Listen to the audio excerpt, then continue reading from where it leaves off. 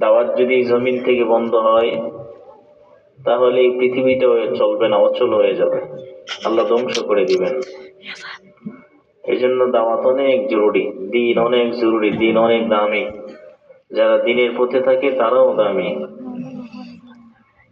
এই পৃথিবী তো আল্লাহ পাক একদিন ধ্বংস করে দিবেন, এই পৃথিবী থেকে সবাই বিদায় হব আমরা, কেউ থাকবে না এই পৃথিবীতে। এই কথাটা শুধু আমি না, প্রত্যেকটা মসজিদের ইমাম সাহেব, ওলামায়ে কেরামগণ যারা আছেন সবাই জানে, এবং ওনারা বয়ানও করেন প্রতিটা মসজিদের মধ্যে। আল্লাহ পাক এই পৃথিবী একদিন শেষ করে দিবেন, নিঃশেষ করে দিবেন, ধ্বংস করে দিবেন। কুল্লু মান আলাইহা ফান ওয়া ইয়াবকা ওয়াজহু রাব্বিকা যুল জালালি ওয়াল ইকরাম।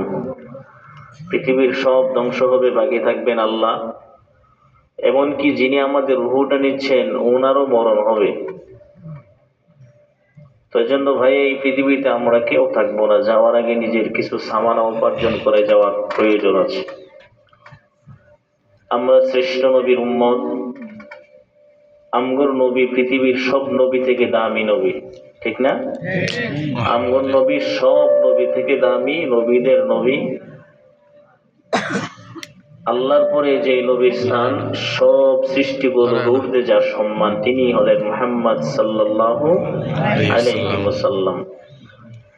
তা আল্লাহর নবী বিশ্ব নবী, তো উম্মতের মায়া জমিনেও ছিল, পরকালেও আছে। মিশকাত শরীফের হাদিস 533 নং হাদিস এম খণ্ডতে উল্লেখ করেন, একটা রাখাল জঙ্গলার ভিতরে রাখালি করেন। হঠাৎ ওই রাখাল তার ছাগল গুলোরে পাহারা দিচ্ছেন।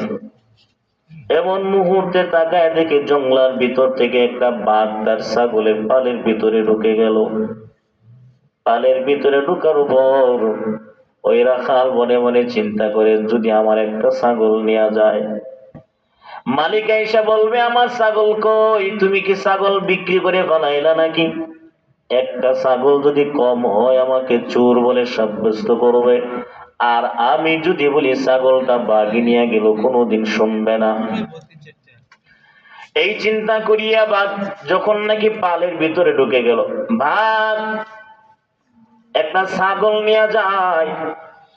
ওই রাখাল ছাগলের পিছনে পিছনে দৌড়ায়, বাঘের পিছনে পিছনে দৌড়ায়, বলে, বাঘ তুমি দাঁড়াও। বাঘে দাঁড়ায় না। যেতে যেতে যখন মাঝখানে চলে গেল, ওই রাখাল দৌড়ে গিয়া বাঘের হাত থেকে তার ছাগলটারে নিয়ে আসলেন। বাঘে তারে কিছু করে নাই। এবার বাঘ দৌড়ে গেল, পাহাড়ের উপরে উঠে যায়।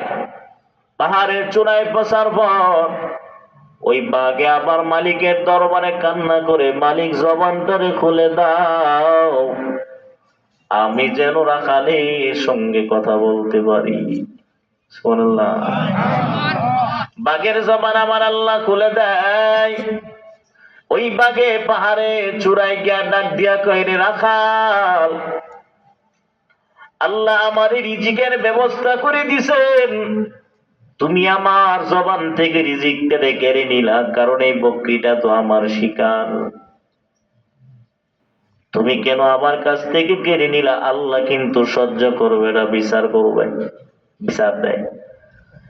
রাখালে ডাক দিয়া কয়, রে ভাই, তুমি মানুষের ভাষায় কথা বলো, বড় আশ্চর্যের ব্যাপার। ওই ভাগ ডাক দিয়া কয়, ওরে রাখাল, এর থেকে আরো বড় একটা আশ্চর্যের ব্যাপার আছে জানুনি? কোনা?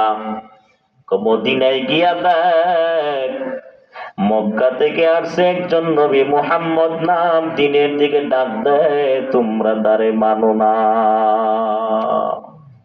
বাঘে নবীর ব্যাপারে সাক্ষ্য দেয়। বাঘে ডাক দেয়া বলে, রে রাখাল, যাও গিয়া দেখবে আগের আর পরের খবর দেয়নি মুহাম্মদ আল্লাহর খাস নবী।